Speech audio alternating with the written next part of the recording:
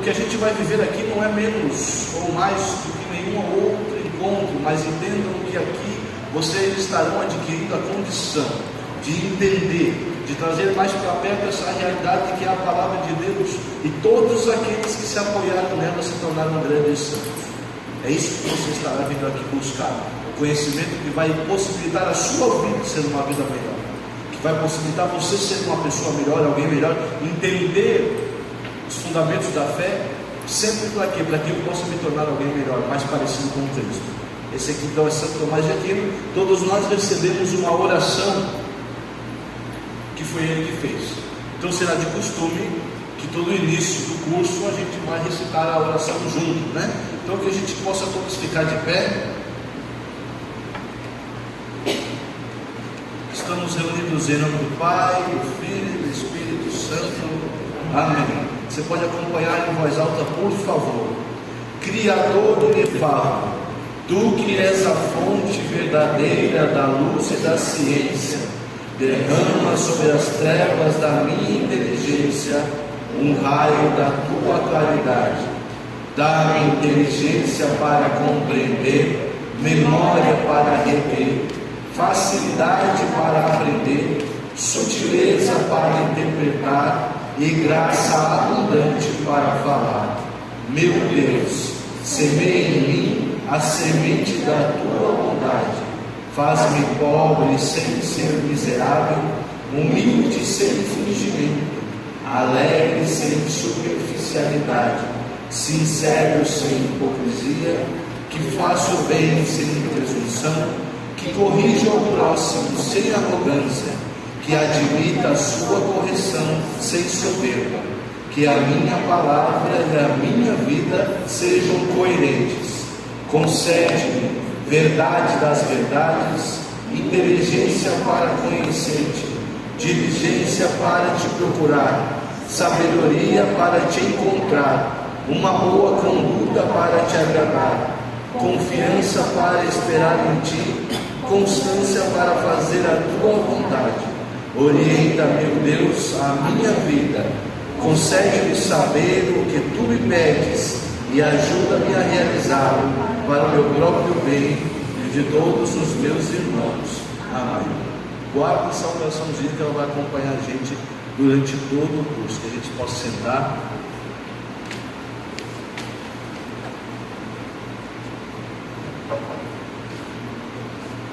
Bom, como eu havia dizendo, meus queridos, então nasceu essa ideia de nós termos um curso e um aprofundamento da Palavra de Deus. Somente hoje, na primeira vez, no nosso primeiro culto, então eu vou me apresentar para que todos me conheçam e a gente vai conversando durante os nossos encontros e se conhecendo melhor. Meu nome é Roberto, eu tenho 33 anos, sou casado, pai de 4 filhos. Essa moça bonita que me acompanha é a minha filha mais velha. Depois dela tem o Heitor, tem a Laurinha e tem o Davizinho também. A minha esposa ficou com eles em casa. Mora no centro de Palhoça, ali trabalho como mecânico de máquina de costura. Participo do movimento eclesiástico chamado Renovação Carismática Católica, no qual eu sirvo nos ministérios de formação e de pregação. Conheci o grupo de casais através de um convite para uma adoração ao Santíssimo. Então, como que pela providência divina, a gente se conheceu, se tornou como amigos, assim, como se fosse um instante.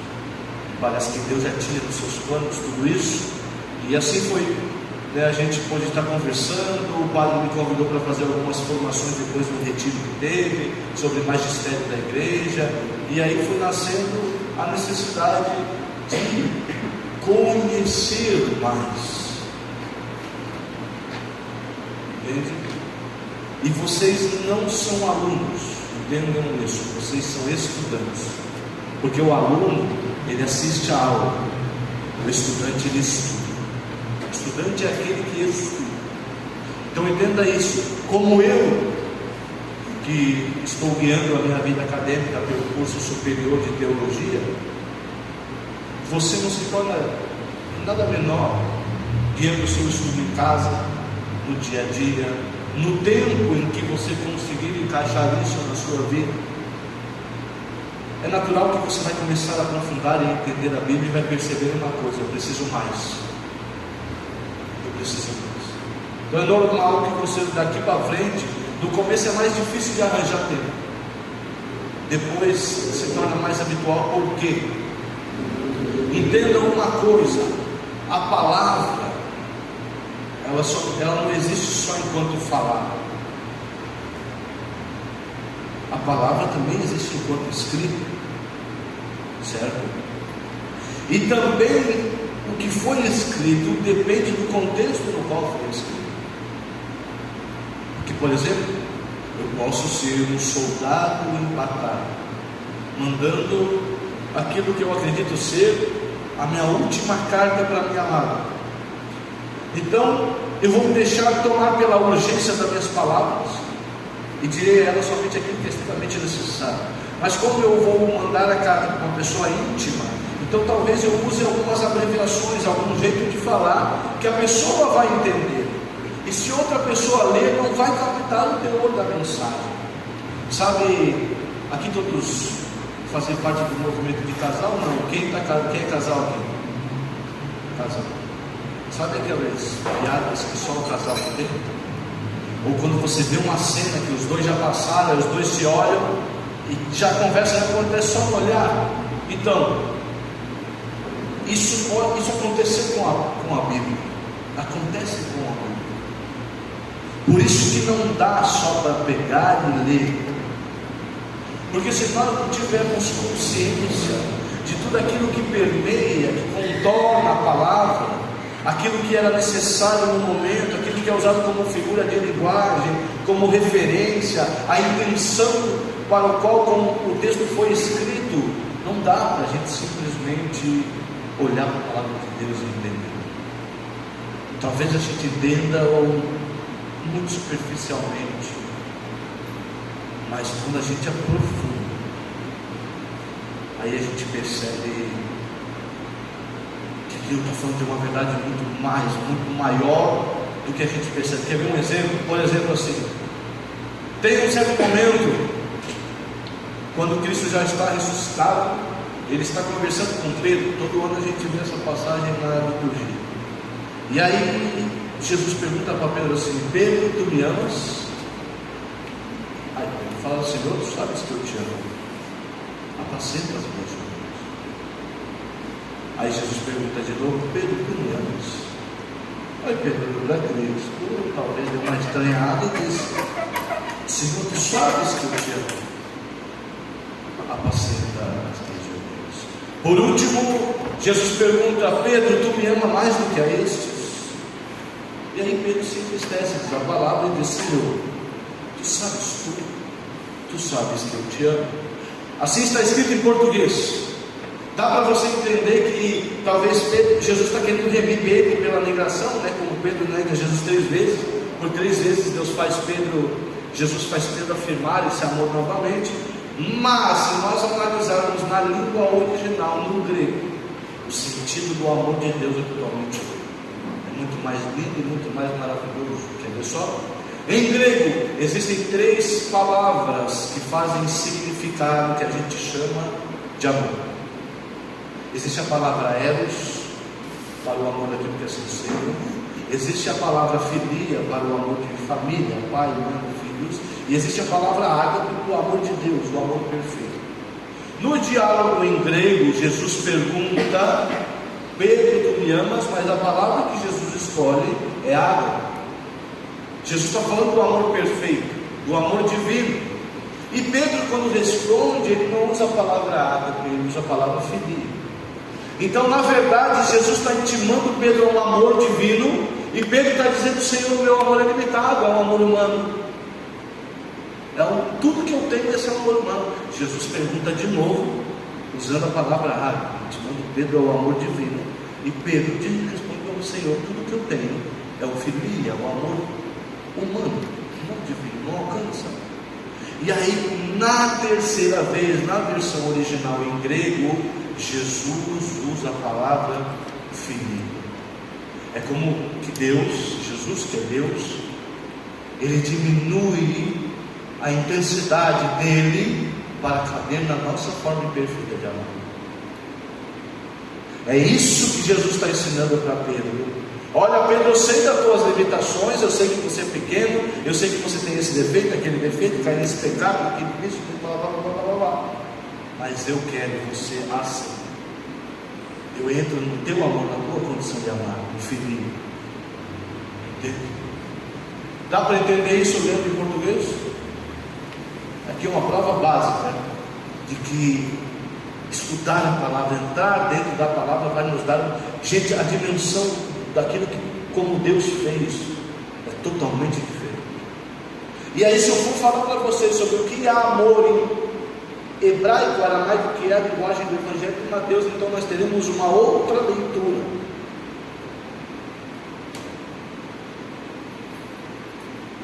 Tem mais uma noção, o judeu tem mais uma noção do amor como se fosse uma semente, entende? Que morre para dar a vida. Então, quando Jesus fala, o judeu fala de amor, ele entende que esse amor inevitavelmente vai levar quem fala uma hora à morte, que é o que Jesus faz na cruz. A morte que gera vida, entende? Então, quanto mais nós vamos adentrando os mistérios, esses conhecimentos bíblicos, pelo menos para mim, mais o meu coração arde, mais eu me apaixono, mais eu entendo o que Deus quer fazer na minha vida. E isso serve para quê? Entenda uma coisa, para mudar a minha vida. Eu, de forma nenhuma, aquilo que a gente vai estudar, que a gente vai entender aqui, sirva para soberba. Não seja um católico chato, pé no saco, que fica apontando o erro dos outros. Isso aqui é para você mudar a sua vida, não para você ver quem faz, quem não faz, quem entende ou quem não entende, porque daí de repente você é um leitor que faz a leitura aqui, só que agora você entende o que você está lendo. Aí um dia você está sentado lá na igreja ouvindo a missa e vem a senhorinha de 70 anos, 80 anos ler, ela não tem intelectualidade para aquilo, mas aquele relacionamento é Deus com ela, na condição e na limitação dela, não tua. Não cabe a você saber se ela entende, se ela não entende, se tem que entender ou não. Você sabe que para você cabe entender, por isso que você está aqui. Então, que jamais de nenhuma forma aquilo que a gente entender, aprender e crescer aqui, sirva para nos separar das pessoas. Aliás, que seja o contrário, que o conhecimento de Cristo, de quem é Cristo, da forma como Ele agiu, como Ele nos tocou, como Ele nos redimiu, sirva para nos unir mais. Então, eu não quero ouvir falar de ninguém daqui incomodando os outros por aí. Já é difícil, é sério, porque já é difícil a gente encontrar uma igreja, um padre, um local que aceita, uma comunidade que apoia. Poxa, a igreja que tem ar-condicionado, tem a tela, tem tudo aqui. Meu Deus, olha o conforto que a gente está tendo nesse momento. O padre apoiou, vocês viram declaradamente, entende? Então não vamos desperdiçar isso por causa do nosso orgulho. Tá bom? Simples assim. A palavra de Deus nos mostra como Deus é grande e como a gente é pequeno. Como nos tornamos alguém nele. Aí a gente pode dizer filosoficamente assim, a gente só pode dizer eu quando estamos em Deus, porque Ele é o eu por essência, o ser por essência. Sem Deus nós nem seríamos. Então entenda isso, somos pequeninos. Eu sou menor que você, porque com a consciência que eu tenho, um pouquinho mais de estudo, eu deveria fazer muito mais, e às vezes faço menos, certo? Como Jesus disse, acho que foi no Evangelho de ontem, né? Não sei se vocês acompanham a liturgia diária, mas aquele que quer ser o grande, seja o último e o servo de todos. Bem? Falando de liturgia diária de hoje, a primeira leitura é interessante, falava sobre a sabedoria, né? O que dizia lá? A sabedoria trata como filhos aqueles que a buscam, e é isso que nós estamos fazendo aqui. Prepare-se, porque entender a Bíblia é entender a ação de Deus, sabe? É como se você sentasse para ouvir a própria sabedoria de ensinar as coisas. Deus é a sabedoria em si. Cada ação de Deus, cada movimento de Deus, ele está repleto de ensinamentos. Por isso que a gente diz que a palavra ele é um abismo de conhecimento que nunca acaba. Então, quando a gente vai entendendo, vai estudando, a gente vai percebendo, por exemplo, que a Bíblia tem conselho para quem está depressivo. Se vocês quiserem, posso até fazer uma lista que pode mandar. A Bíblia tem conselho para relacionamento entre pais e filhos, entre marido e mulher. até para o patrão, como o patrão trata um funcionário, está descrito a Bíblia. A Bíblia está descrevendo o problema de tudo que é jeito, para você não se sentir sozinho, não. Pega a Bíblia, começa a estudar, eu tenho certeza que em algum livro, em algum personagem bíblico, alguém sofreu o que está sofrendo agora. E se aquela vida for resolvida, essa história bíblica serve para você achar um caminho do caminho. E aí você começa a perceber que, poxa vida, eu procurei em tantos lugares, estava aqui, na palma da minha mão, ao meu alcance tantas respostas. Amém? Então é isso, gente. Esse é um pouquinho de quem eu sou, gente. Como eu falei, a gente vai se conhecer durante o curso. A gente vai começar agora a entrar no primeiro assunto, que eu acho mais básico e itinerante a todos, que saibam isso que vai ser passado. Antes, eu queria lhe perguntar o seguinte: quem é que não trouxe nada para anotar, para rabiscar? Venha no curso bíblico, venha no curso e não traz caderno. Mas vocês não trouxeram, mas Deus me avisou que vocês iam esquecer. Espera aí, que Ele mesmo mandou para vocês.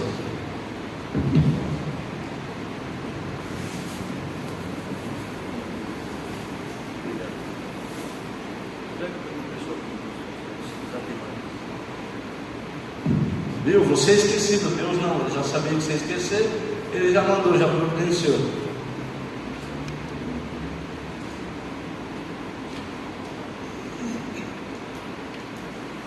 Isso são doações que, quando as pessoas às vezes sabem do projeto, dão, né? Então, se um dia alguém quiser apoiar de alguma forma também, eu souber que queira, sempre é preciso, né? Porque, por exemplo, assim, depois no final, pode ficar à vontade, depois no final a gente vai ver a questão se vocês preferem ter a apostila anotada e tal, e algumas coisas eles têm custos, enfim. Se alguém quiser apoiar e ajudar, fica à vontade. Vamos lá, queridos. Dentro das Bíblias, quem tem Bíblia aqui? Quem trouxe? Parabéns, você veio para o curso bíblico, faz sentido trazer uma Bíblia, parabéns. A quem não entendeu isso, fica uma dica: olha, você vai vir para o curso bíblico, faz sentido trazer a Bíblia, não faz? Claro que faz. Aliás, você vai ficar fera nisso aí. Levanta a Bíblia quem trouxe. Tradução pastoral, traduções pastorais, todas as traduções são pastorais. Não estou falando da marca da tradução, da pastoral. Existem 3 classificações para traduções bíblicas. Tem as traduções pastorais, que são as traduções visando quem não tem muito conhecimento intelectual, teológico, filosófico. Então são traduções que traduzem o sentido, não só literalmente as palavras, mas tenta traduzir o sentido do texto também. Que é a Bíblia que a gente tem aqui. Por exemplo, tem essa versãozinha de bolso da Paulus. Tem essa daqui que alguém aqui, da nossa geração, acho que todo mundo lembra do Cid Moreira lendo o Salmo. Essa é a tradução que ele usa para ler. Tá? Essa traduçãozinha assim, tradução na linguagem de hoje. Eu gosto de usar, às vezes, quando eu vou pregar para jovens e tal, é uma forma mais simples de ler. Aí nós temos também a da CNBB, clássica, da CNBB. Essas são todas traduções pastorais, ou seja, traduções que visam uma leitura mais fluente. Essa daqui também, tem uma linguagem bem acessível, só que essa aqui tem um pouco mais de notas de rodapé para estudos também. Mas a tradução, a linguagem é uma linguagem pastoral. Depois das pastorais, das traduções pastorais, são essas traduções que visam aqui também tem a queridinha do povo brasileiro, essa daqui, né? A Ave Maria. Essa é a Bíblia mais vendida aqui. Depois dessas traduções, vem as Bíblias de estudo. Que daí, claro, essa daqui é uma versão da Ave Maria de estudos, né? Por que ela é diferente? Ela tem mais referências de rodapé. Depois a gente chega lá, vocês vão entender o que é isso. Essa aqui também, por isso que ela é mais grossa assim, tem mais referências, tem mais nota de rodapé, que são comentários sobre o texto.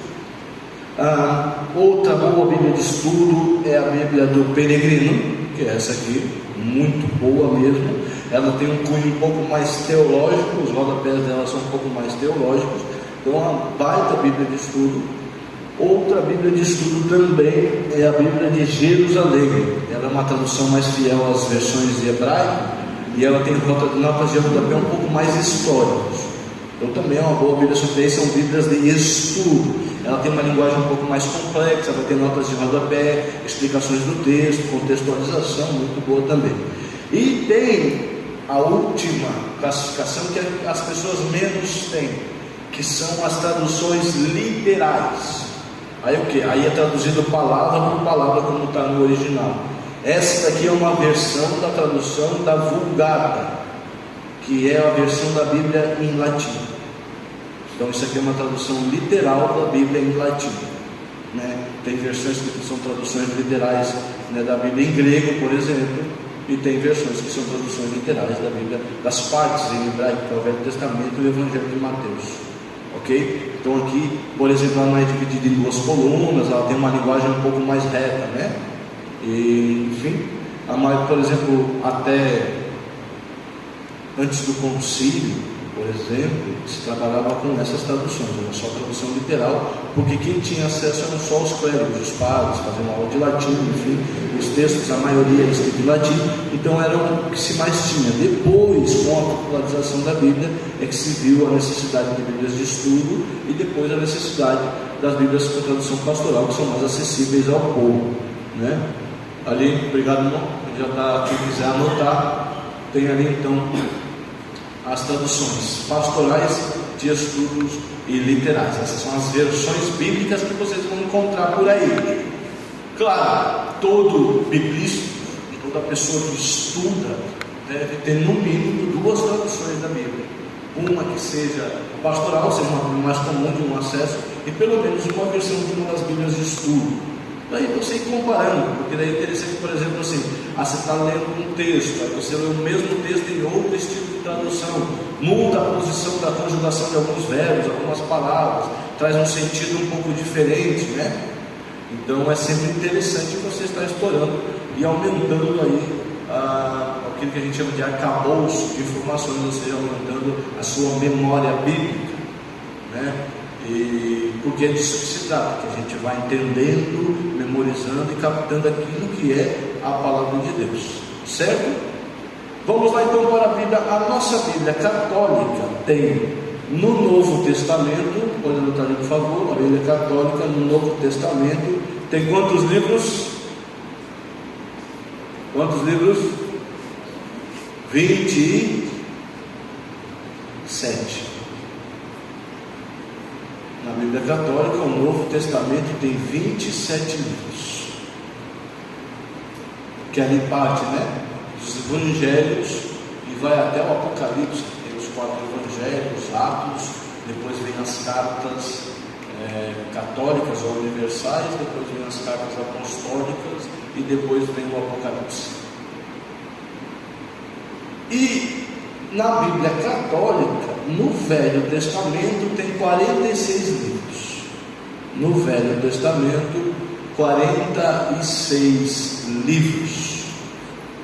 Mas para que é importante eu saber disso? Para você saber se você tem uma Bíblia Católica ou se a sua Bíblia é evangélica. Porque se a sua Bíblia for evangélica, desculpa eu dizer que a sua Bíblia está mutilada, né? A ela faltam alguns livros importantes, que são... A diferença entre a Bíblia Católica e evangélica são os livros de Tobias, Judite, Baruque, Sabedoria, Eclesiástico, 1ª e 2ª Macabeus, assim como parte de Esther e parte de Daniel. O que acontece? Por que esses livros têm essa diferença? Porque os nossos amigos protestantes alegam usar o cânon judaico, né? Que foi feito ali perto do ano 100 depois de Cristo. Nós, católicos, usamos a versão da Septuaginta, que é a versão que também está na Vulgata, que é a versão usada por todos os primeiros padres da igreja, que tem todos esses livros aqui, Tobias, Judite, Baruque e Sabedoria. Não é o caso da nossa formação, mas para que vocês entendam, a verdade é que Lutero, ao remover esses livros da Bíblia, ele consegue defender alguma das teses deles que ia contra isso que esses livros falam. Por exemplo, a santificação pelas boas obras, né? Então basicamente não adianta você fazer obras boas ou não se a graça não te der a condição. Então quer dizer que aí Lucas no Tiago também mente quando diz que a fé sem obras é uma fé morta. Então essa edição bíblica foi para defender algumas das teses dele. Aí eles resolvem remover essas partes da Bíblia. Mas se não vem ao caso, talvez matéria com uma outra formação. Dentro desses 70, então, a Bíblia católica e evangélica você já nota aqui. Se tem todos os 46 livros do Velho Testamento, você não tem a Bíblia evangélica, né? E é o seguinte: a Bíblia evangélica nasce depois da Reforma Protestante. A Reforma Protestante aconteceu depois do ano de 1500. Não vamos nos ater às vírgulas dos números, mas você está falando, se a gente contar 2000 anos, está falando que durante 1500 anos a gente teve uma versão de uma Bíblia. 1500 anos, uma porrada de santo, uma pancada de gente vendo Nossa Senhora, aparições, milagres acontecendo, a igreja crescendo. E aí não, depois do ano 1500 vai vir um gênio lá dizer que está tudo errado, que tem uns livros a mais, né? Entende? Então não quer dizer, só em tempo de estudo, em tempo de teologia, desenvolvimento de estudo, a igreja católica tem 1500 anos a mais do que qualquer outra igreja cristã. Então quer dizer que é a que mais tem chance de estar certa. E se a gente for fazer uma análise lógica, sem o auxílio da fé, por probabilidade a igreja católica é a que tem mais chance de estar certa. Bom, então 46 livros do Velho Testamento contra os 39 da Bíblia dos nossos amigos protestantes. Agora vamos à seguinte, a formação de hoje, né? Tudo isso é fundamento para quê? Hoje nós vamos entender e aprender como a gente lê as citações bíblicas. Porque eu sei que tem gente que tem dificuldade na leitura divina, às vezes pega lá o Evangelho do dia e está lá escrito lá MC, daí tem número, aí tem vírgula, aí tem ponto e vírgula, aí tem traço, aí fecha parênteses. O que quer dizer tudo isso? Como é que lê isso?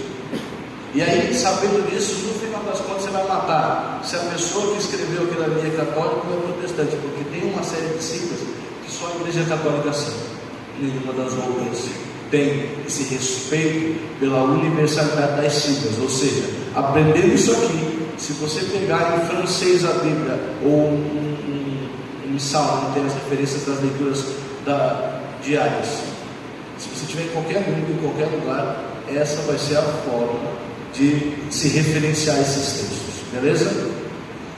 Vamos lá, e para isso então é usada as pontuações gramaticais, né? Aí a gente vê traços, pontos, vírgulas, enfim, o que significa cada um deles. Vamos começar pela vírgula. Vírgula. A vírgula é bem simples, separa capítulo de versículo. Então quando você vê dois números e eles estão separados por uma vírgula, dita aí o exemplo, Mateus 16, 18, ali para nós, só para eu poder explicar para eles.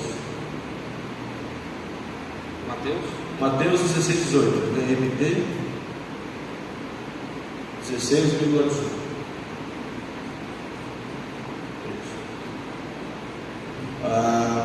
Olha lá, apareceu assim, tá vendo? Quando tiver dois números e eles estiverem divididos pela vírgula, o número que está à esquerda de vocês é o capítulo e o número à direita é o. Então ali na verdade é MT, né? A mediação. Ali então, como é que eu leria aquela citação ali? O que ele está pedindo para ler ali? Vamos lá. Agora eu vou ensinar vocês da forma respeitosa de quem estuda a Bíblia a se referenciar aos evangelhos. Nunca mais esqueçam disso. Evangelho de Jesus Cristo segundo Mateus. Por que segundo Mateus? Sabe quem fala segundo Mateus? Sabe quem fala? Quem sabe? Porque quem está escrevendo é testemunha do que aconteceu, não é o próprio Jesus. Ele é uma testemunha, ou seja, é segundo aquilo. É uma pessoa que viu, não é uma pessoa que está na ação. Quem está na ação é Cristo. Então, Evangelho de Jesus Cristo segundo aí o nome do evangelista. Quais são os quatro evangelistas?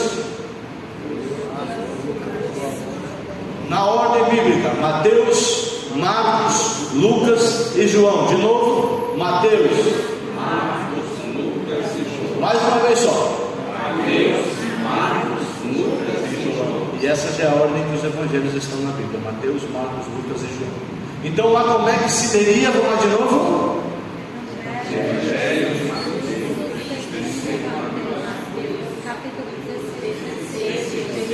Ótimo, perfeito. Daqui para frente, quando vocês forem mandar, vai ter um evento, um encontro de casais, um encontro, não sei quais são os outros pastores que estão presentes, você vai mandar uma passagem dentro da referência do pregador, você já sabe se referenciar, dividir o que é capítulo do que é versículo. À esquerda, capítulo, à direita da vírgula, versículo, certo? Segunda pontuação que aparece bastante, o hífen. Hífen é aquele tracinho alto.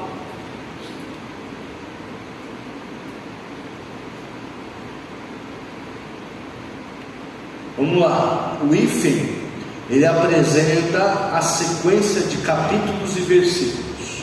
Põe ali só como referência Atos, né, AT 1-2, 1-2.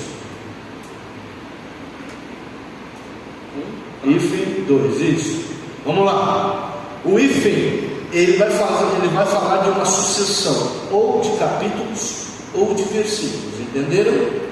Então, de forma que aqui separa a sucessão de capítulos, são vários, né? Você imagina. Aqui está escrito assim: Atos, livro de Atos, o capítulo 1 e o capítulo 2 inteiros, entendeu? Ele está dizendo, o hífen vai marcar uma sucessão ou de capítulos ou de versículos. Roberto, como eu sei que é uma sucessão de capítulos e não de versículos, tem vírgula ali?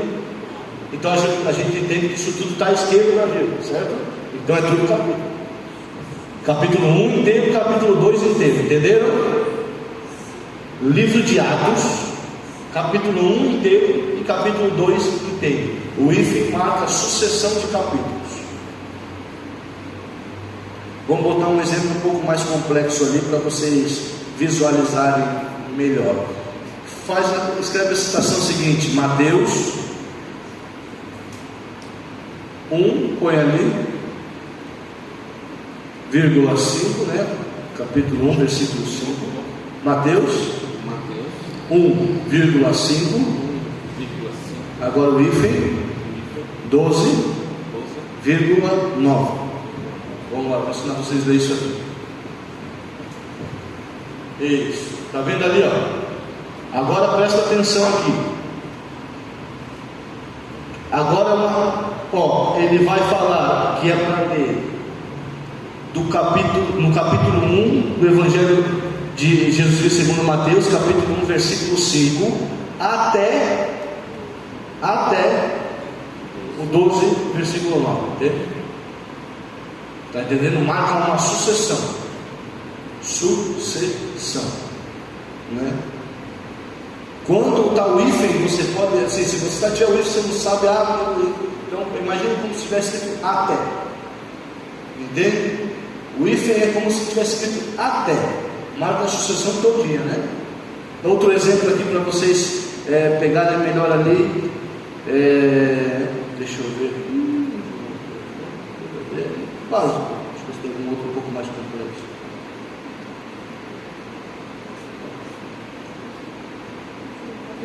Não, fechou essa. Da forma mais complexa que vai aparecer. Então assim, agora vocês veem, faz o seguinte, tira o hífen do meio ali. Agora põe o hífen no lugar da primeira vírgula. Tira essa vírgula e hífen aí. Aí põe a vírgula depois do 5. E tira a vírgula e o 9 ali no final. Não, tira. Esse hífen e o 9 também. Olha para dar o 9. Isso. Assim seria Evangelho de Jesus Cristo segundo Mateus, do capítulo 1 até o capítulo 5, no versículo 12. Entendeu? Lembra do até. O hífen é até, certo? E a vírgula separa capítulo e versículo, certo?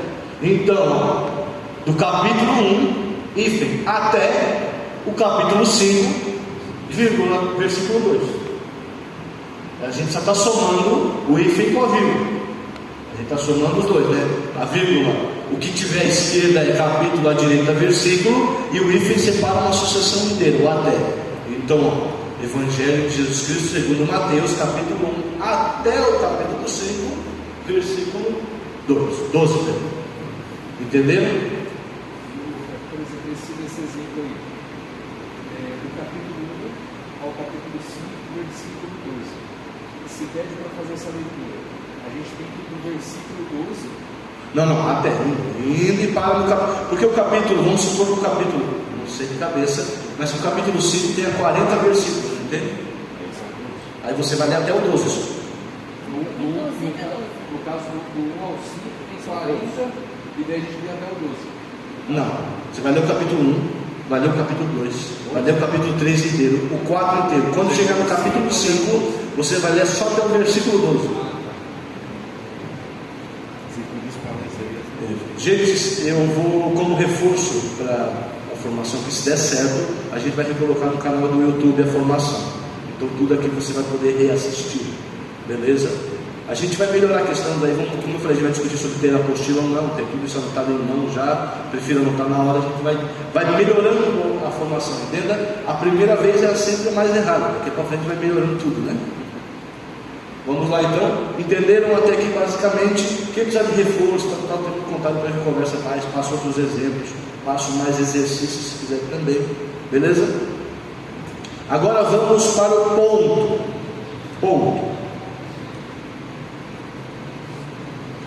O ponto apresenta capítulos ou versículos citados isoladamente. Já vou. Bota ali 1 Coríntios. Põe a citação ali, 1 Coríntios. É CR, né? Isso, 1 CR 1.3. Isso. O que é o ponto? O ponto, ele apresenta capítulos e versículos citados isoladamente. Então, se a gente sabe que o ponto ele isola, diferente do traço que é até, que vai você fazer correr de um até o final do outro, o ponto ele isola. Aqui está dizendo o seguinte: que é para ler a primeira carta de São Paulo aos Coríntios, o capítulo 1 e o capítulo 3. Entende? O ponto ele isola aquilo que é para você ler. O hífen ele gruda tudo, ele vai conectar tudinho. O ponto vai dizer: não, ele vai ler só o capítulo 1 e o capítulo 3. Aí isso pode ser acontecer com os versículos. Vou dar um exemplo um pouco mais complexo. Põe ali Isaías IS 32,1.4.6. Vamos lá. Lembrando, o que a vírgula faz? Separa capítulo de versículo. À esquerda, capítulo, à direita, versículo, certo? Então a gente vai ler o seguinte: leitura do livro do profeta Isaías, capítulo 32, versículo 1, versículo 4 e versículo 6. Entenderam? O ponto ele isola a leitura. Então, o que tiver antes do ponto é para ser isolado daquilo que vem depois. Então, não faz sentido, por exemplo, vai estar lá a segunda, vai estar tipo Isaías, capítulo 32,33, que é um que vem do lado do outro. Aí vai estar um hífen, tem um até. Porque não faz sentido estar um ponto se é para isolar, mas os dois capítulos já vão ser colados, não tem como isolar. Então não vai ter esse tipo de ponto e sucessão numérica, tipo 1.2.3.4. Ele vai ser 1.3.6, vai indo assim. O ponto ele isola. Se está depois da vírgula, está isolando os versículos. Se está antes da vírgula, está isolando o capítulo. Sempre depois do ponto vai ser versículo. Não, sempre. Aí depende. Porque se eu pegar, a gente já vai ver que é o próximo. Se eu botar um ponto e vírgula, aí vem uma citação na sequência. Agora você vai ver para que serve um ponto e vírgula. Se tiver um ponto, se depois de tudo você der um ponto e vírgula, vem mais uma citação.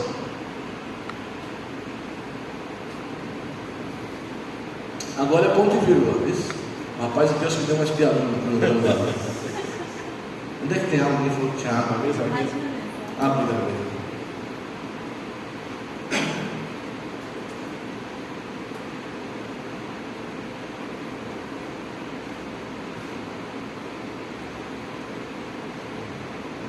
Certo? Ponto e vírgula. ele dispõe capítulos e versículos isolados, ou seja, uma passagem, ele diferencia uma passagem da outra, né?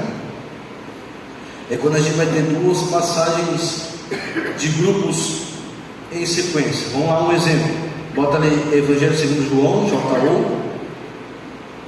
3,23-25, ponto e vírgula, 6,1, traço 4. Aí. Vamos lá. O ponto e vírgula, ele vai separar uma sequência de capítulo e versículo diferente da anterior, perceberam? Não está muito difícil de entender o que está escrito ali, ó. Evangelho de Jesus Cristo segundo João, capítulo 3, versículo do 23, o hífen até 23 até o 25, depois o capítulo 6 e o versículo 1 até o 4. Aí podia estar lá 1 até o 4.7, aí vai estar, seria do capítulo 6, versículo 1 até o 4, e depois só o versículo 7. Isso pode ir aumentando o material, só que essas são as variações mais básicas, né? Então, por que a gente começa aprendendo isso, basicamente?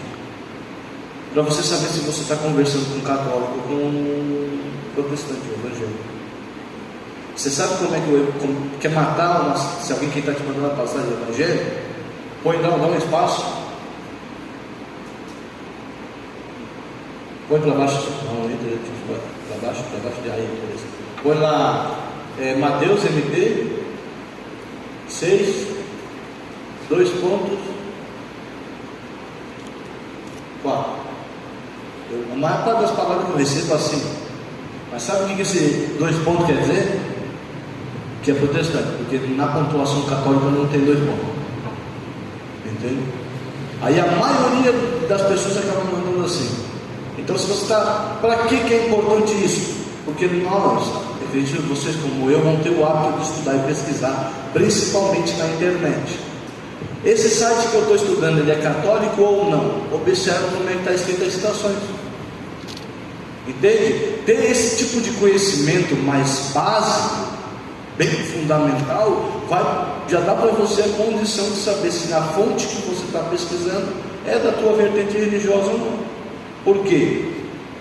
O padre falou, comentou, eu dei formação sobre o magistério da igreja, não sei se alguém que estava na formação que eu dei sobre o magistério da igreja, mas seguinte, nós dentro da igreja temos um tripé, que é a que a gente chama de que reserva o tesouro da graça de Deus, que é a Sagrada Escritura, que a gente vai estudar nesse curso, a Palavra de Deus, a Sagrada Tradição e o Sagrado Magistério.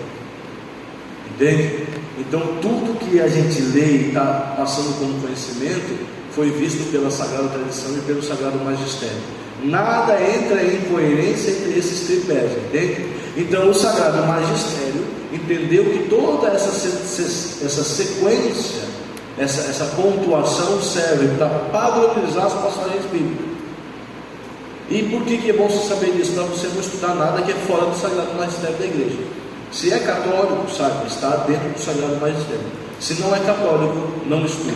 Ah, mas Roberto, então você está falando mal? Não estou falando mal. Vocês estão aqui para estudar um curso bíblico católico, apostólico, romano.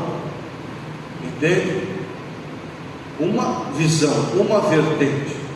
Jesus Cristo diz: eu sou o caminho, a verdade e a vida. No singular. Jesus Cristo diz: Pedro, tu és pedra, e sobre ti edificarei a minha igreja. Singular. Não tem as, não tem os, tem um só. E nós, católicos, acreditamos na nossa igreja, nos nossos padres, nos nossos bispos, que formam o colégio, que estuda tudo isso aqui, né? O padre, como o Papa Bento XVI, foi um grande estudioso, foi professor, né, reitor, escreveu inúmeras encíclicas de uma profundidade de conhecimento enorme. Então, assim, os nossos papas, eles estudam isso aqui, eles entendem tudo isso, desde os pormenores até a parte mais complexa. Não é qualquer pessoa que dirige a igreja, não é qualquer pessoa que está lá diante das coisas. E aqui é que você já perceba desde já, que até para isso existe uma ordem. para que a gente possa seguir e crescer o nosso conhecimento organizado, guardado pela fé da igreja. Isso vai servir para você não ter tanto problema quando você pega o folheto da missa. Tem algum folhetinho de missa por aqui? Hoje em dia não tem errado hoje em dia. Algum folhetinho de missa? Ou quando você tem algum diário bíblico? Pode falar agora.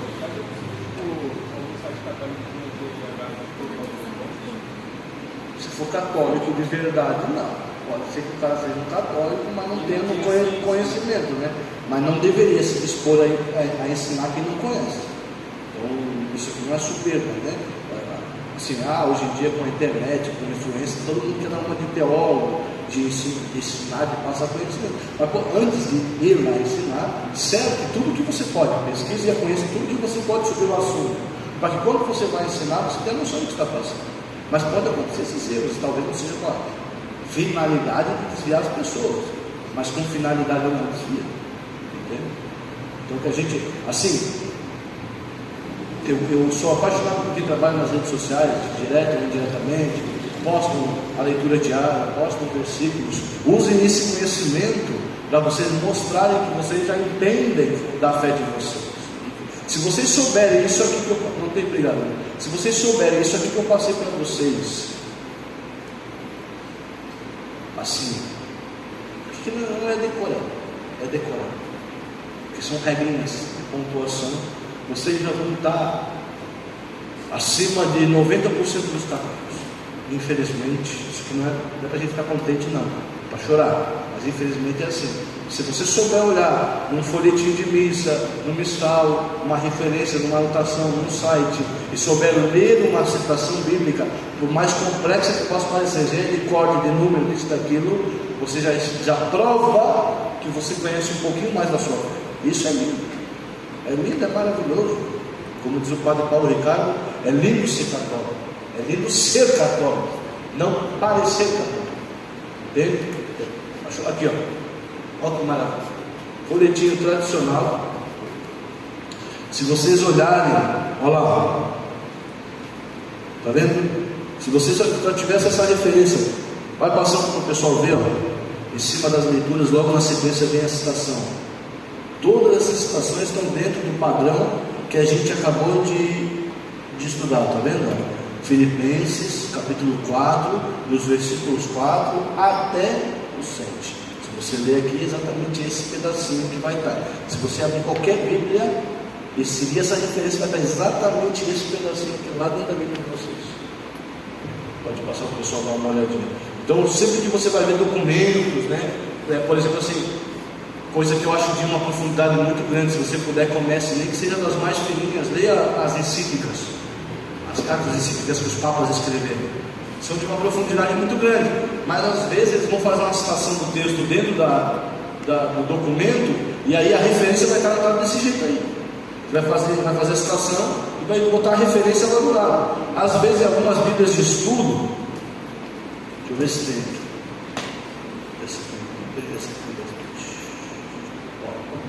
Você pegar algumas bíblias de estudo, aqui tem referência de outros textos bíblicos que falam a mesma coisa ou falam algo que tem a ver com o texto que você está vendo aqui agora. Então isso aqui são referências que vão linkar outras partes da Bíblia, para mostrar como o texto tem um contexto bem profundo.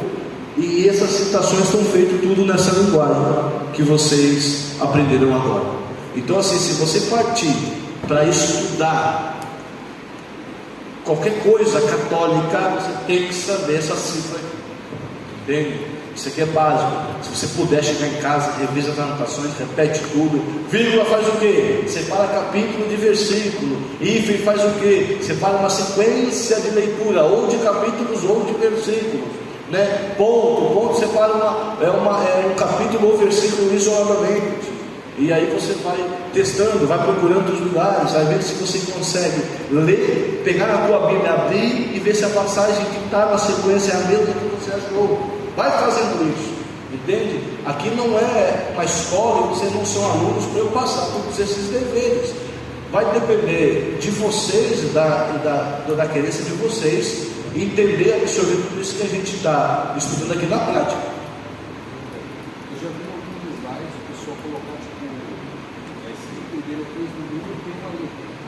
Ah, legal, esqueci dessa partezinha. Legal, show.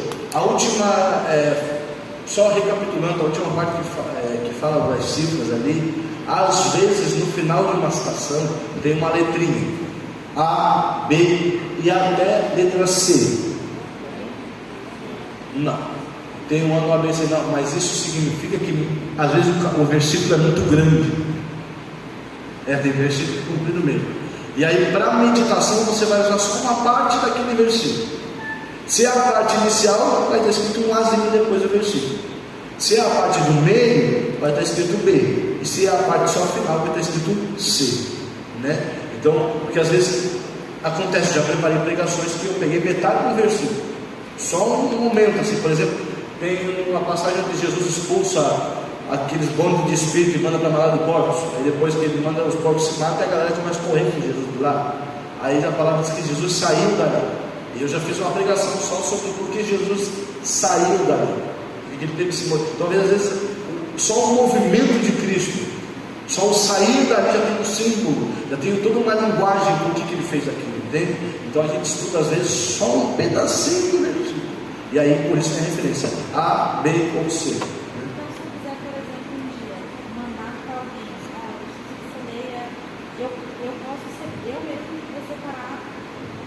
Sim. E se você mandar para alguém que entenda isso, ele vai ler exatamente aquilo que você quer que ele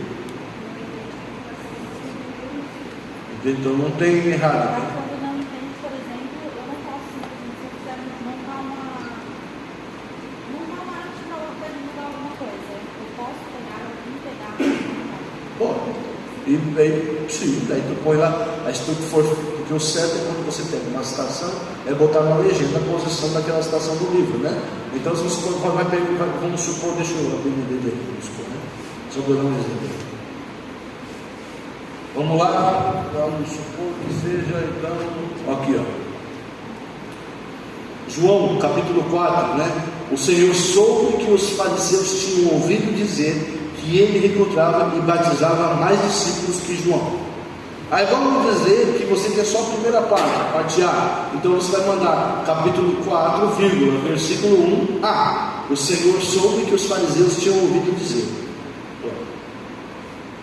Aí você já pode falar que tem fofoca, tem gente que faz questão de ficar correndo uma coisa entre as outras dentro da igreja, naquela época já tinha, entende? Então pode ser. Aí quando você for, se você botar só isso lá na tua arte, embaixo bem pequenininho você vai botar J.O., né? Evangelho de Jesus Cristo segundo João, J.O. Aí você vai botar 4,1a. Aliás, né, o pessoal, eu queria mandar os parabéns para o pessoal que cuida do Instagram, do grupo de casais. Só para botar uma foto lá e fazer alusão ao professor Mário Carvalho. É um dos meus professores que faço curso com ele, com os outros cursos. E o trabalho de vocês aí está inteiro no show de bola. Isso é evangelizar com força. Passou por uma reformulação. Não, eu vi a movimentação, tudo ali, universidades, publicações, o conteúdo, o teor que é apresentado ali. Está show de bola, parabéns.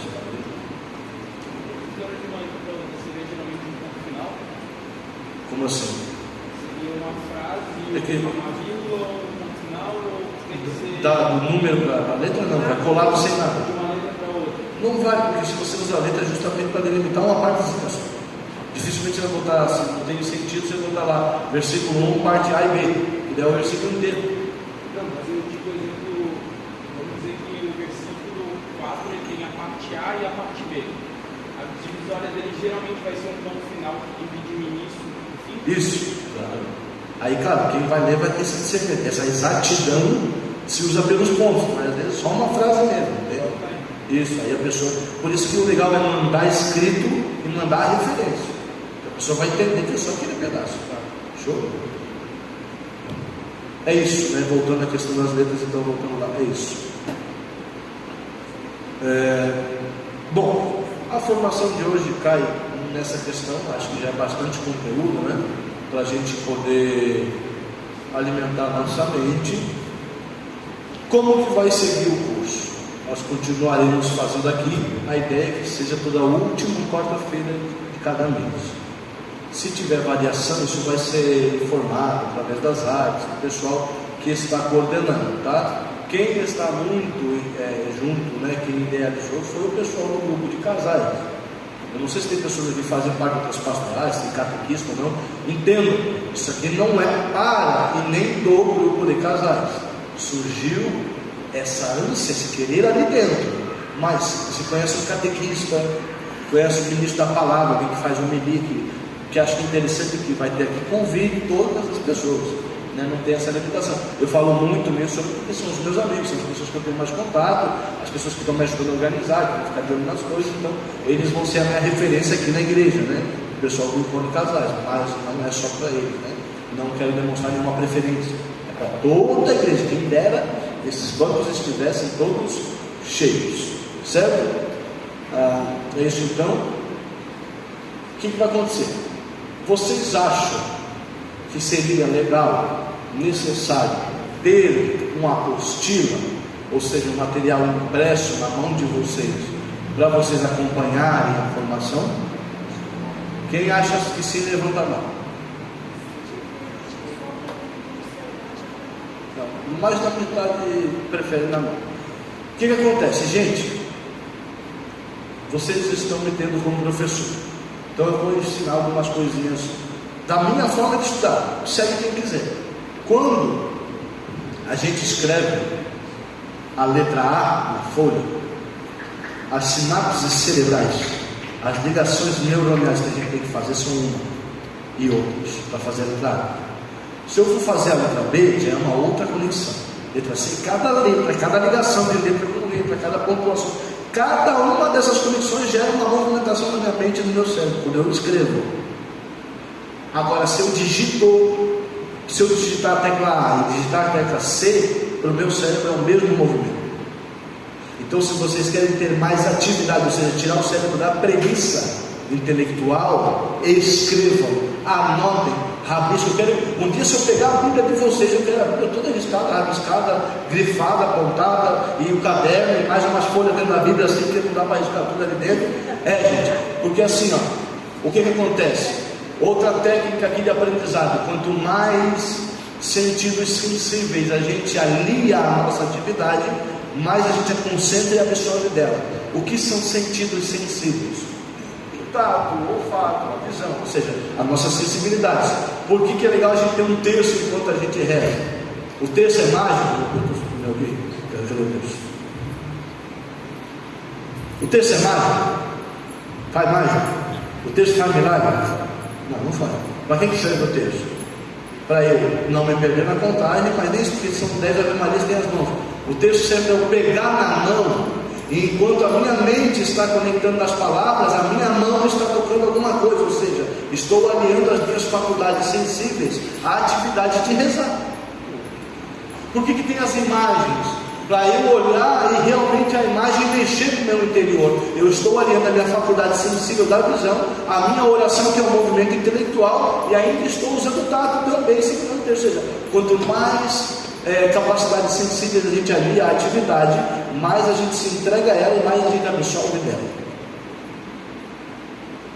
Por isso a liturgia é tão cheia de imagens, de cheiros, tem o incenso, tudo vai ajudando que a gente memorize. Entende? Então, quando você sentar para estudar, vai lá, pega o seu crucifixo. Se não tem, arranja um todo, se não tem que ter um. Põe o crucifixo, põe uma vela, acende a vela, põe uma imagem de Nossa Senhora, põe uma imagem de Santa Tomás de Aquino, faz a oração, e aí começa a Jesus. Por quê? Porque você está aliando a tua mente, o teu intelecto com a oração, você está aliando o teu olhar com as imagens, você está já organizando as coisas em ordem, então a tua mente entende que vão vir coisas em ordem, entende? Tudo isso vai ajudar a vida dos estudos de vocês. Então eu sou da apostila, do papel, da caneta e do rabiscar muito mesmo. Tanto é que eu pedi para o pessoal um quadro, não me arranjaram para dizer o que é riscaceira. Entende? Porque assim a gente estuda, assim a gente grava melhor o que está acontecendo. Beleza? Só que, aí é que está. Eu não gosto de falar disso, mas é um assunto que tem que ser falado. Tudo que é gasto material tem custo. Então, vai ter folha, vai ter impressão. A arte, a organização disso a gente faz, eu e minha filha a gente faz sem custo nenhum para vocês. Que vai ser aquilo que vai ser dado aqui também como conteúdo, eu já vou ter que organizar de alguma forma. Só que aí eu vou pedir que cada um, sentindo no seu coração, a quantidade que quiser, que puder, que faça de doações para a gente. Esse caixinho vai ser reservado, vai ser guardado para essas orações que vocês recebem. Aí às vezes tem vontade de trazer uma imagem, alguma coisa para trabalhar melhor aquilo que a gente vai trazer aqui, para esses recursos serem usados dessa forma, certo? Tendo doações, aí vai ser alguém que vai ficar responsável por captar essas doações e por administrar esse recurso. Não vai ser feito só por mim, vai ser feito por mim mais pelo menos mais umas 3 pessoas. Para quê? Porque assim, é tudo as casas, tudo na frente de todo mundo, aqui ninguém tem objetivo de lucro financeiro nenhum. O que a gente quer mesmo é poder desenvolver isso aqui. E assim, por que não, um dia, se o grupo inteiro tem a condição financeira, eles podem mandar um para um curso, às vezes tem na faculdade ali, sobre algum assunto mais específico, né? Tem outras formações a nível nacional também, que é dado pela SCC, para os pregadores, para quem estuda isso. Então, tudo isso são possibilidades que vão ser alimentadas pela caridade de vocês, ou não, tá? Então, para a próxima aula será organizada 1 ou 2 folhas que vocês podem ir anexando em algum lugar e guardando, que vai servir como fundamento de conteúdo para vocês estudarem, certo? Outra questão que aqui eu vou deixar em aberto, que é assim, uma vez por mês, para mim é pouquíssimo. Pouquíssimo. 1 hora e meia, 2, uma vez por mês, menos ainda. Então, se um dia couber no coração, na comunidade, no padre, todo mundo, sem briga, numa boa, quiser fazer quinzenalmente, eu já me ponho à disposição de estar na quarta-feira sim e uma não. Uma sim e uma não. Porque assim, o mais difícil é colocar a rota em movimento. O segredo depois é manter ela em movimento, para você não precisar fazer a força do outro de novo.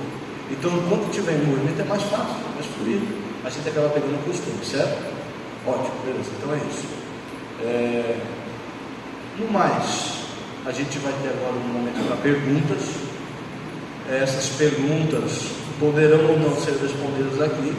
E talvez eu use o meu Instagram para terminar de responder, se forem muitas. Se você tem vergonha de perguntar, tudo bem. Todo mundo tem as suas limitações, eu tenho as minhas, e nós respeitamos a sua. Escreve num papelzinho e me entrega depois. Me entrega para minha filha, ou para alguém que está aqui, ou põe aqui se não quiser que ninguém nem veja, porque não dá para crescer intelectualmente com dúvidas. Não dá. Se tiver uma dúvida, a tua cabeça vai parar. Sabe o computador quando dá aquela terra de erro? Pam! Trava tudo e você não mexe mais nada. Então assim, dúvidas não podem existir no coração do católico que está estudando justamente para fundamentar a própria fé. Se você tem dúvidas, claro, aqui no curso que sejam concernentes ao que a gente está estudando. Mas se tiverem dúvidas sobre coisas fora, a missa, isso, aquilo, gostaria de conversar sobre tal coisa, também pode procurar fora do ambiente do curso, que a gente pode estar conversando sobre N assuntos. Porque eu, como eu disse dentro da SCC, um dos meus ministérios é o ministério da formação, então dar aulas, faz parte daquilo que Deus pede para mim. Por favor, irmão filho.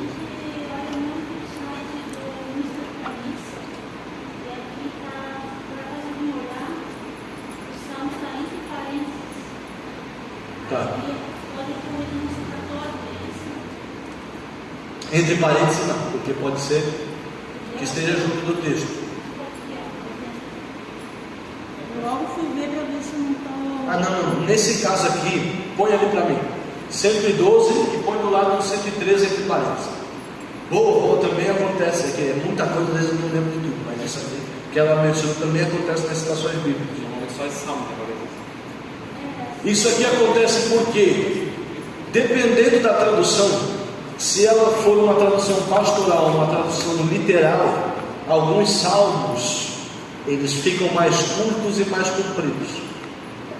Entende? Daí, em algumas traduções, o salmo é o 112, e em algumas, o mesmo salmo está na posição do 113. Isso é por causa do problema de tradução. Não é que tem mais ou menos salmos, é que alguns ficam mais longos e alguns mais curtos. Né?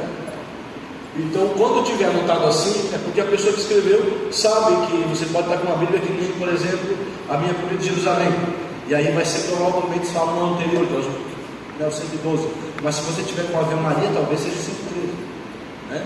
Então isso acontece, é problema de tradução. Por isso que quem escreve dessa forma aí. Ok? Isso aí, para isso que serve esse momento. Vamos perguntar. O inteligente é que pergunta. A primeira leitura é Eclesiastes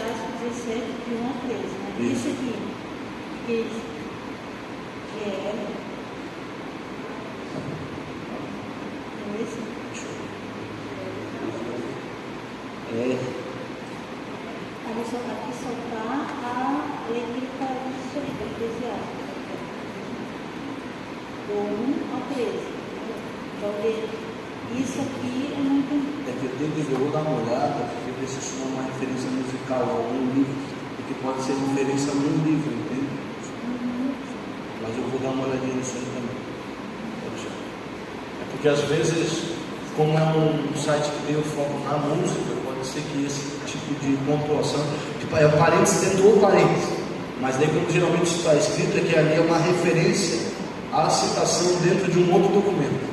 Quando a gente lê documentos dos papas e tal, às vezes tem isso, né?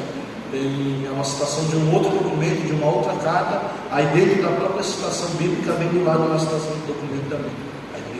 Mas em geral, naquilo que tange a liturgia diária e os sites que se referem à liturgia, com foco na liturgia, são essas as pontuações. Mais alguma pergunta?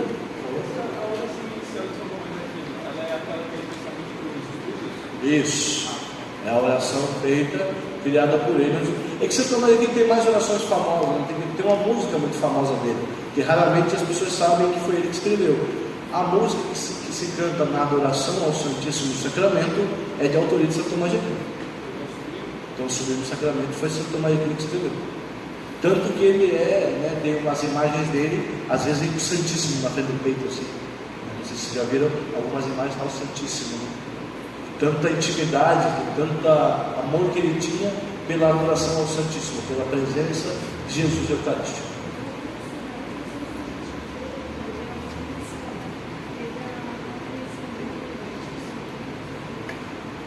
Se eu não me engano, o padre tem que fazer o sinal da cruz. Quando esse sinal da cruz vai decorrendo ali e tal, aí dentro do ato está dizendo o padre está tudo escrito ali, né? E quando tem o sinal da cruz é que o padre traça o sinal da cruz.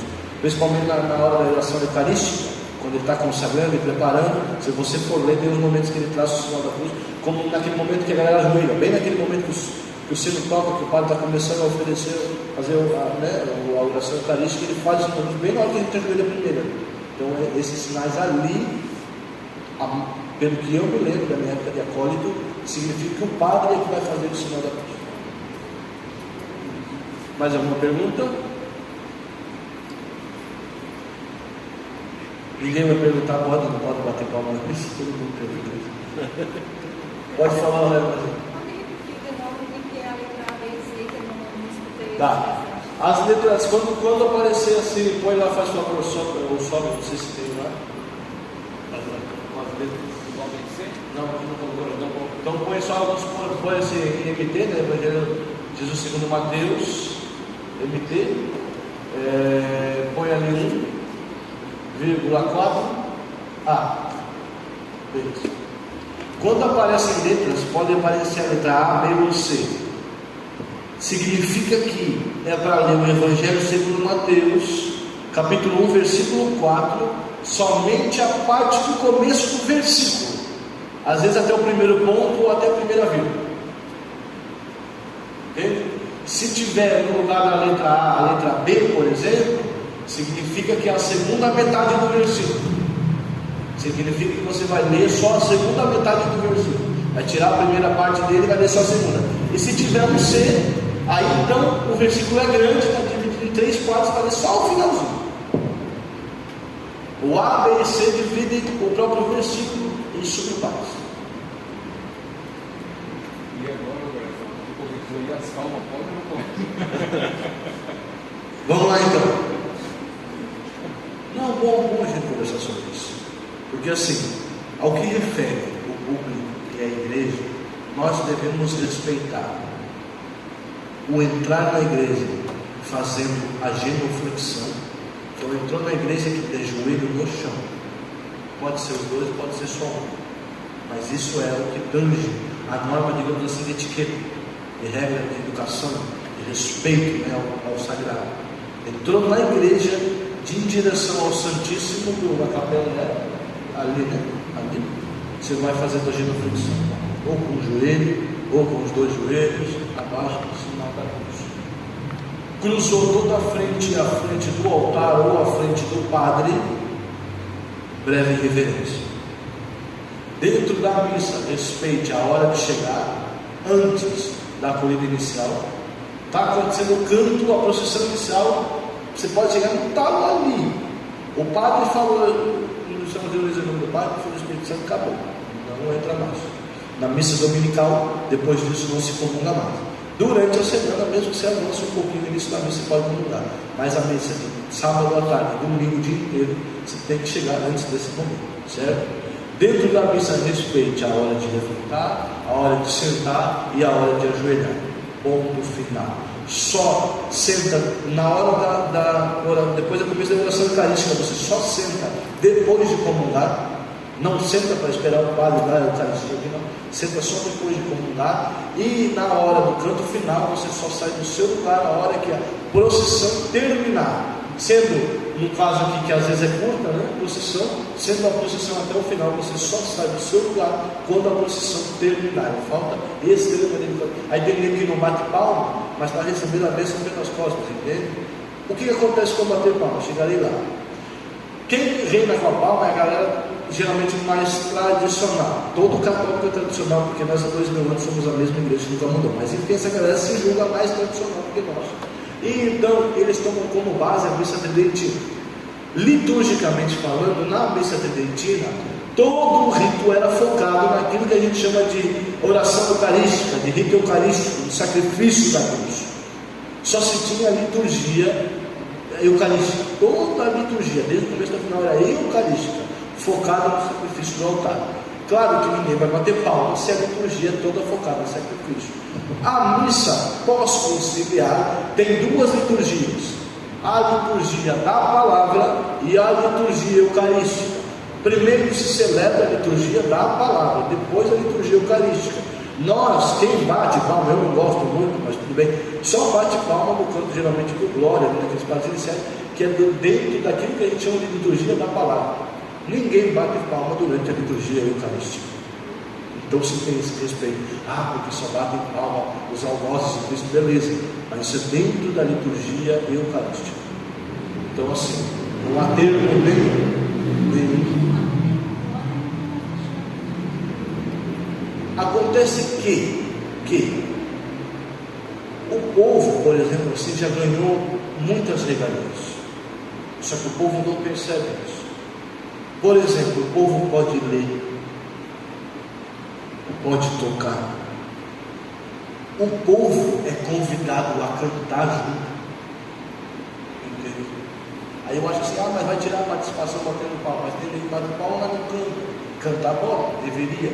É alto, bom tom, para acompanhar, porque a música é liturgia também, é comunicação divina. Pode responder à oração eucarística em alto e bom tom. Pode estar vendo como o povo participa um montão da missa. E essa é a regra dos tradicionais da missa antes do concílio, da pós-conciliar, que o povo foi botado de frente para o altar para trabalhar dentro do ritual, mas daí o povo quer exacerbar a sua atividade e aí tomar conta daquilo que não deve. Então assim, quer fazer parte da missa? Poxa, responde bem a oração eucarística, canta bem quando é para cantar, responde quando é para responder, levanta, senta, ajoelha bonitinho, está participando junto. Porque o ofertório, você não dá o teu autor oferta, você está participando do ofertório que o padre está pondo no altar. Aí a galera às vezes não bate palma, não bate palma, mas na hora do ofertório, olha o celular, olha para cima, olha para o lado.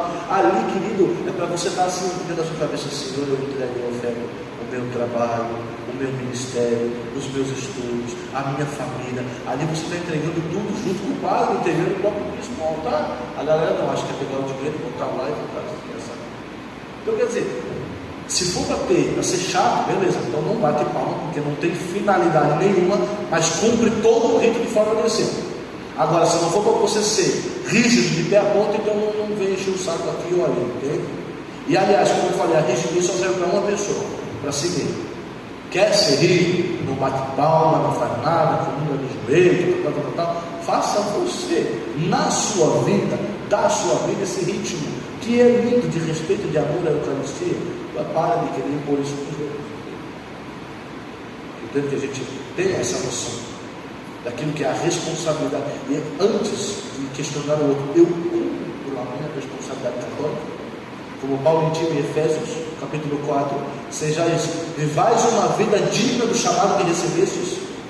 Eu vivo dignamente católico, e é muito, muito importante eu também entender o quê? Eu sou católico fora da igreja? Porque beleza, às vezes o cara não bate palma aqui, mas bate palma pro diabo dele. Desculpa a minha expressão. Não bate palma dentro da mesa, mas bate palma pro diabo dentro de casa, assistindo filme disso, filme daquilo, música disso, música daquilo. Eu sou católico em casa, como eu sou na igreja. Meu pai estava falando disso. Agora vem carnaval. Eu sou católico? De verdade? Porque o cara, sabe por que eu falo isso? Desculpa, não tem nada a ver com a nossa formação. Só para concluir o seguinte: o católico de verdade mesmo, que acorda mais cedo para começar a estudar a palavra, que reza o texto todo dia, que sabe como é difícil a vida de oração, não tem condição, tempo ou ânimo para estar botando ideia na vida dos outros. O cara sabe que é difícil, que ele não cuida nem da dele, que se Jesus, como o Padre Pio dizia, Senhor, fica comigo, porque se tu me deixar, é fácil de eu te esquecer. A pessoa sabe, então ela não tem a condição de orar para a vida dos outros. Quem olha para a vida dos outros, geralmente é o seguinte: a pessoa tentou aplicar essa coisa linda na vida dela, é muito difícil, cobra demais, ela não conseguiu, eu não consigo, vamos juntar com quem não consegue. Ah, não, mas é assim mesmo. Não, tá bom, não, eu também sou, nós estamos juntos na imperfeição. Não, católico, santo, tem que ser separado. E tenho certeza absoluta que o Senhor chamou cada um de vocês para ser separado. Talvez não separado, diferente do vestido, talvez não no cabelo, não no tom da voz, mas separado no entendimento, no conhecimento. E aí, meus queridos, vocês já vão estar além de 90% da população mundial, porque infelizmente as pessoas não entendem o seguinte: vocês sabiam que fé ela é um dom racional? Faz parte da razão. Se você não alimentar a sua razão, você nunca vai ter fé. Entende isso? A maioria das pessoas esquece. Tem a oração, tem os exercícios espirituais, mas tem os exercícios físicos, e não é só academia, não é só músculo. O cérebro tem que ser treinado, tem que ser alimentado, a inteligência. E se vocês estão fazendo isso, significa que vocês já foram separados. Espero que esse curso, que esses momentos que a gente passa aqui, possam trazer mudança para a vida de vocês. Outro detalhe, tá? Antes que eu me esqueça. Claro que a gente vai lendo as coisas cada vez melhor, mas o que vocês preferem? A gente pode estudar de algumas formas diferentes a Bíblia.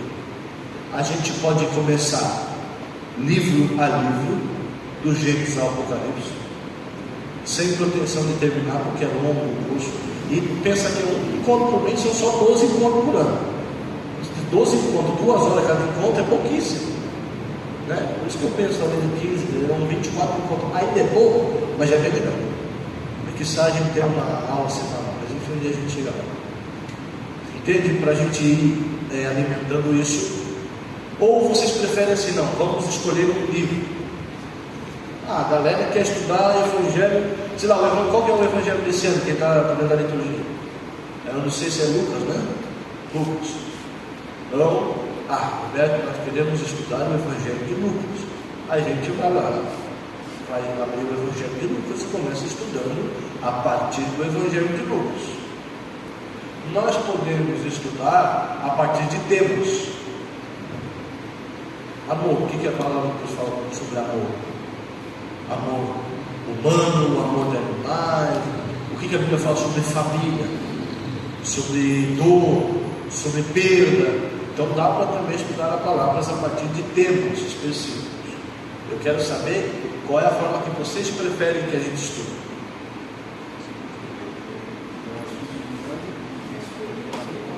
De Gênesis a Apocalipse, seguindo a ordem dos livros. Talvez começar pelos 4 evangelhos. Assim, esse papo aí é para vender curso.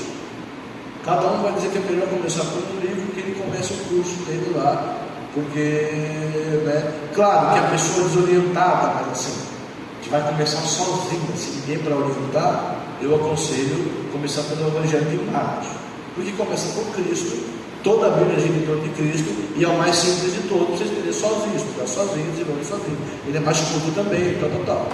Mas já que nós vamos estudar e tem mentor, aí você pode entrar da forma como o mentor tem condição de entrar. Daí se eu disponho você dessas formas, vocês podem escolher qualquer uma delas. Nós temos 3 opções, é isso? 3 opções, vamos lá. Vamos lá, das 3 opções. Das 3 opções, então, a gente poderia começar ou do início da Bíblia, de Gênesis em diante. A gente pode começar de um livro, que pode ser do Evangelho, ou seja, se a gente começar do início, já está começando do Antigo Testamento. Se a gente começar de um livro, aconselhava do início já do Novo Testamento. Mas poderia começar do Novo Testamento de um livro. E a terceira opção de um tema. Eu acho que a gente poderia botar em votação aí. Pode levantar dedo 1, dedo 2, dedo 3. A gente pode levantar a mãozinha aí. Quem acha interessante, opção 1 desde o início, opção 2. É o número 2 e a opção 3 é a opção. Levanta o dedinho para o número 3. Temos aqui 1, 2, 3, mais opção 1, né? É isso? Mais opção 1. Então, temos mais opção 1. Vamos fazer o seguinte. Começaremos então o estudo de Gênesis a Apocalipse. Então assim, a Bíblia é longa, eu não tenho pressa, então nós não vamos avançar tema para engolir as coisas, nós vamos estudar a moda de São Tomás de Aquino, versículo a versículo. Se eu levar um ano inteiro para a gente estudar o primeiro capítulo de Gênesis, saiba que você vai sair daqui sabendo explicar e entender diante de qualquer pessoa o primeiro capítulo de Gênesis. E só o primeiro versículo, gente, já dá trabalho. Tá? Já dá trabalho.